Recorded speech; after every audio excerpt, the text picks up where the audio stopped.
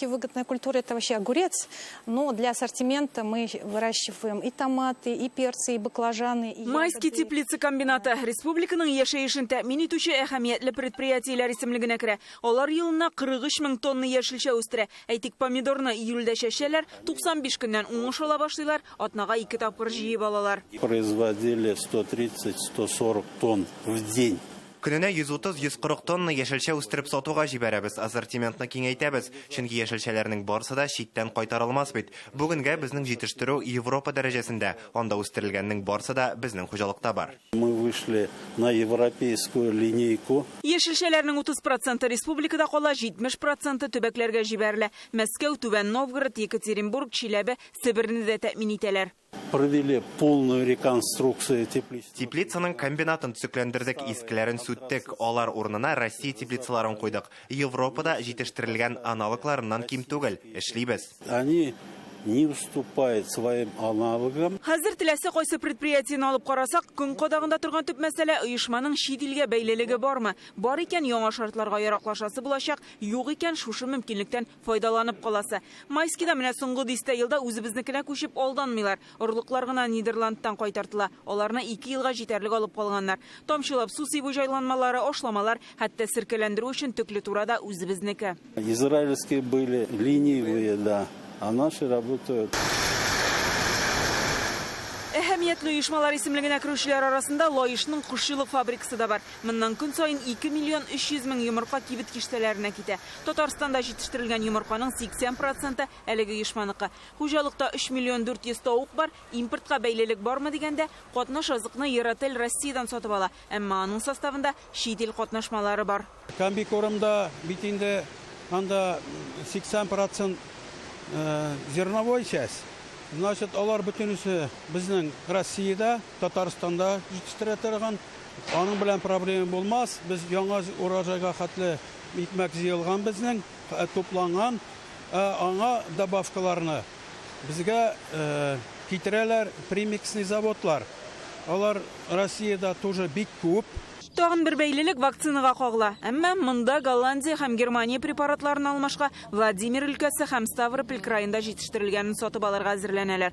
Әмма тавыклары Россиянеке. Ел саен 2 миллион ярым кушкортны Рязань өлкәсеннән алып кайталар. Соңгы айларда йомырканың үз кыйммәте 20-30% артса, кош ите бәясе уртача 10%-ка күтәрелгән. 25-30%-ка комбикормның бәяләре, вакциналарның бәяләре, бөтенесенең бәяләре артты. Татарстан бәрәңге, ит, сөт, он, йомырка белән үзен тулысынча тәэмин итә ала. Әмма аларны җитештерүдә импортка бәйлелек бар. Россиядә орлыкларның төренә карап 20-90% тирәсе читтән кертелә. Татарстанда техник культура орлыкларын кертү, авыл хуҗалыгы техникасы, аларга запас частьләр буенча бәйлелек бар. Бүген Россия сәнәгать тармагының якынча 90% импортка бәйле. Аларга кирәкле компонентларны көне сәгате белән үзебезнекенә алмаштырып булмавы аңлашыла. Эшне алдан ук эзлекле алып баручыларга җайлырак. Әйтик, Алабуга трактор заводында техника җитештерүдә өзеклек булыр дигән борчу юк. Төп модельләр буенча чит илләргә бәйле түгелләр. Безгә барлык трактор комплектлар дип әйтсәм дә була, запчастлар да күпчелеге килә иде һәм килүен дәвам итә Белоруссиядән. Шул сәптән безгә импортозамещение сорау безгә актуаль түгел. Россиянең дистәләгән предприятиесе белән хезмәттәшлек итәләр. Кайбер детальләрне һәм электрониканы башка илләрдән сатып ала торган булганнар. Хәзер үзебезнекен эзлиләр. Складта булган запаслар техниканы вакытында җыярга һәм ремонтларга мөмкинлек бирә. Склад нык зур. Bütün необходимый запчастлар бездә бар. Нәрсә кирәк яңадан? Без постоянно юлда находится грузовиклар безнең, автомобильләр. Bütün запчастьны алып кайтабыз. Бездә бик күп бар предприятиеләр, эшмәкәрләр, аларның продукциялары чит илдән килә торган товарларга, комплектующийларга барысына да бик каты бәйләнгән. Беренче чиратта билгеле КАМАЗ. Шулай ук бүтән башка зур предприятиеләр. Беренче чиратта үз хәлләре белән хәл итәргә тырышалар, үз көчләре белән хәл итәргә тырышалар. Эзлиләр үзебезнең илдә чыгарыла торган товарларны. Әмма ләкин бөтенесе дә бер көндә эшли торган эш түгел. Импорт Импортны алыштыру буенча бер юлы берничә юнәлештә эш алып барыла. Беренчесе башка илләрдән кайтарту, логистиканы җайга салу. Икенчедән төбәк-ара кооперация булдыру. Ил эчендә кем нәрсә тәкъдим итә ала, шуның каталогын төзиләр.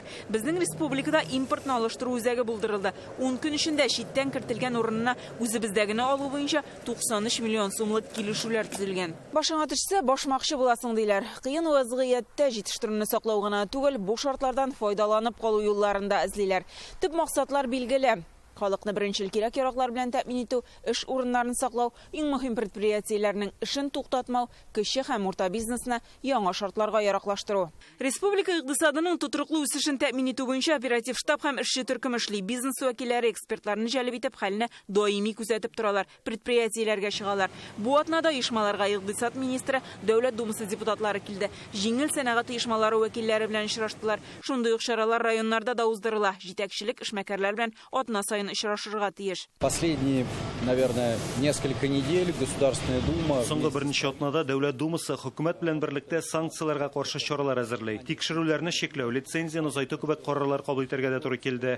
Кредитлар шартларын үзгәртүгә бәйле мөһим карар булды. Булар барысы да эчке базардагы хәлне тотрыкландырырга тиеш.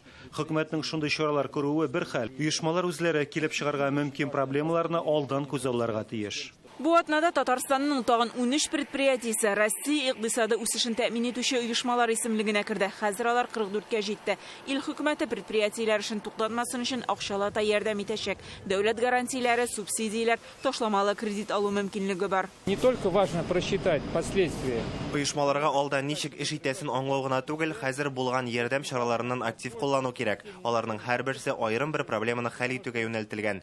Бизнес белән элемтәдә торабыз. Кайсыдыр ярдәм көтелгән нәтиҗә бирмәй икән, димәк үзгәреш кертергә кирәк булачак. Һәрбер канун ул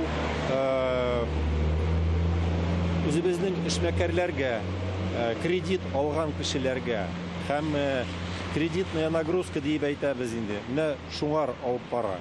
Һәм менә бүген күреп торабыз, бәяләр үсә, кайчакта нигезсез үсә, ул азык-төлеккә һәм гигиена чараларына. Мин хуплыйм Генеральная прокуратураның карарын, алар менә бүген бөтен үсә торган бәяләрне тикшерә. Импортка бәйлелектән дәвалау, аякка басу өчен еллар таләп ителергә мөмкин. Ни дәрәҗәдә бәйле булуга карап, шунысы ачык, артка юл юк, яңа шартларга җайлашасы кала.